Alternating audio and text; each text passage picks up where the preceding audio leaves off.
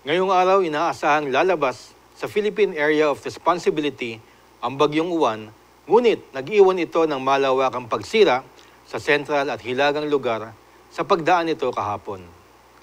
Wala pang accurate details tungkol sa sakunang nangyari sa Catanduanes, subalit tinatayang bilyon ang nasirang mga tahanan, ari-arian na nasalanta ng bagyo. Hindi pa kasama ang nawasak pang agrikultura ng nasabing lugar. Ang Bagyong Uwan ay nagtamo ng 165 kilometers per hour winds, considered na cyclone na, pangalawang beses tumama sa bansa. Pero ngayong umaga ay humina na si Uwan at hindi na siya tinatawag na super typhoon. Tumama si Uwan sa Central at Northern Luzon kagabi pagkatapos mag-landfall sa Aurora. Ang hardest hit ng bagyo ay sa Catanduanes. Nabali ang mga puno at umabot hanggang liig ang dinaanan ni Uwan hanggang madaling araw kaninang umaga.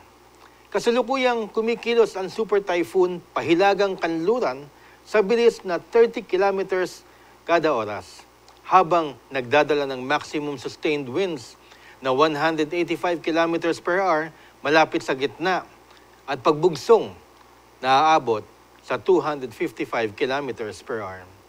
Dadaanan ni Uwan ng bulubunduking terrain ng Northern Luzon at lalabas sa Lingayen Gulf o sa baybayin ng La Union o Ilocos Sur sa Lunes ng umaga. Yan po ang sinabi ng Pag-asa. Pagkatapos ay pinaalahanan ng Pag-asa ang publiko na huwag tumutok sa center track dahil maaari pa itong lumipat sa loob ng limitasyon ng forecast confidence cone. Ibig sabihin, ang malakas na pag-ulan, matinding hangin at storm surge ay maaari pa ring maranasan malayo sa landfall point o center track at maging sa mga lugar sa labas ng forecast confidence cone. Areas under signal number 5 where winds greater than 185 kilometers per hour are expected in at least 12 hours as of now are as follows.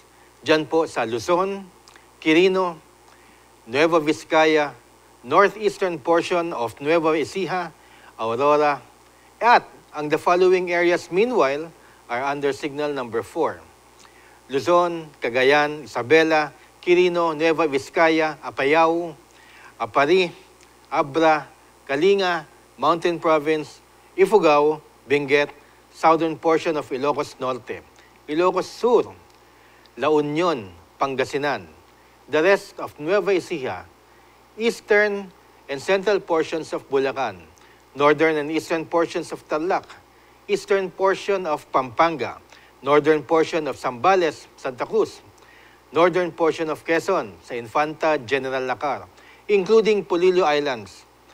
At inaasahang bababa ngayong araw ang signal number ng Bagyong Uwan sa kanlurang bahagi naman ng bansa. At yan po ang latest weather update mula sa GNN ngayong oras na ito. Ito po si Butch Serrano para sa The 40th State. Ingat po, Pilipinas!